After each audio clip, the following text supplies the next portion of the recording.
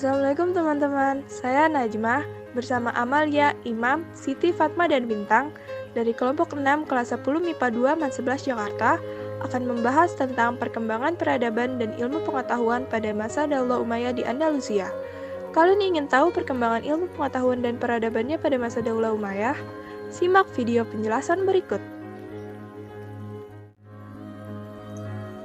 Daulah Umayyah di Andalusia yang dipelopori oleh Abdurrahman Ad-Dakhil berhasil mengalami masa kejayaan selama kurun waktu 7,5 abad, yaitu dari tahun 756 sampai 1492 Masehi. Banyak prestasi dan kemajuan yang sudah tercapai pada masa ini. Salah satunya yaitu ilmu pengetahuan dan ilmu sains. Kemajuan ilmu pengetahuan dan sains yang dicapai pada masa ini antara lain, yang pertama pada bidang filsafat. Atas inisiatif Hakam II, karya-karya ilmiah dan filsafat diimpor dari timur dalam jumlah yang besar, sehingga Cordoba dengan perpustakaan dan universitasnya yang lengkap mampu menyaingi kemajuan Daulah Abbasiyah di Baghdad. Tokoh pertama dalam sejarah filsafat Spanyol adalah Abu Bakar Muhammad Ibnu As-Saikh, yang lebih dikenal dengan Ibnu Bajjah. Ia tinggal di Granada dengan karyanya yang terkenal yaitu Tadbir al-Mutawahhid. Pada masa itu, di timur ada Al-Farabi dan Ibnu Sina. Tokoh kedua adalah Abu Bakar Ibnu Tufail, yang berasal dari Wadi, sebuah kota kecil di timur Granada. Ia banyak menulis masalah filsafat, astronomi, dan juga kedokteran. Karya filsafatnya yang terkenal adalah Hayy Ibnu Yaqzan. Tokoh lain yaitu Ibnu Rushd dari Cordoba. Yang menjadi ciri khas dari Ibnu Rushd adalah kecermatannya dalam menggeluti masalah-masalah menahun tentang keserasian filsafat dan agama. Karya-karyanya yang terkenal adalah Mabadi Falasifah, Kulliyat, Tafsir Urjuzah, dan Kasfu Afillah. Selain ahli filsafat, ia juga seorang ahli fikih dengan karya besarnya yaitu Bidayah Al-Mujtahid dan karya dalam bidang kedokteran dengan judul Al-Hawi. 2. Sains. Dalam hal sains, pada masa ini banyak bermunculan ilmu-ilmu seperti kedokteran, matematika, kimia, astronomi, dan geografi. Abbas bin Fems terkenal sebagai ahli dalam ilmu kimia dan astronomi sekaligus sebagai orang yang pertama kali menemukan pembuatan kaca dari batu. Ahmad bin Ibas ahli dalam obat-obatan. Dalam ilmu geografi, ilmuwan yang terkenal adalah Ibnu Jubair yang menulis tentang negeri-negeri Muslim, Mediterania, dan Sikelia. Ibnu Batutah juga salah satu ilmuwan yang terkenal hingga Samudra Pasai dan Cina.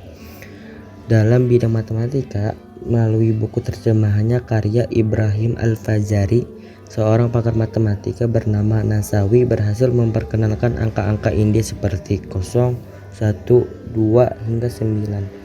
Hingga angka-angka India di Eropa lebih dikenal dengan angka Arab. Para ahli dalam bidang kedokteran antara lain adalah 1. Tabib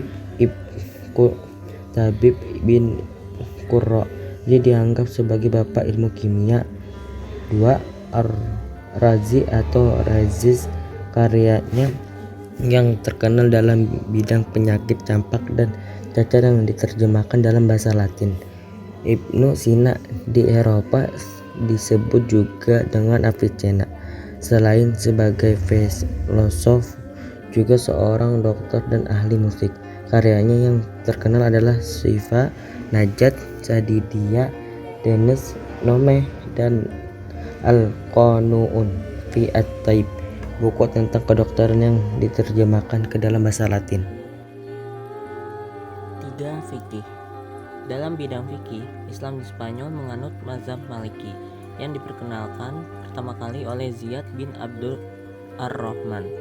Dalam perkembangannya dipegang oleh seorang qadhi yaitu Ibnu Yahya.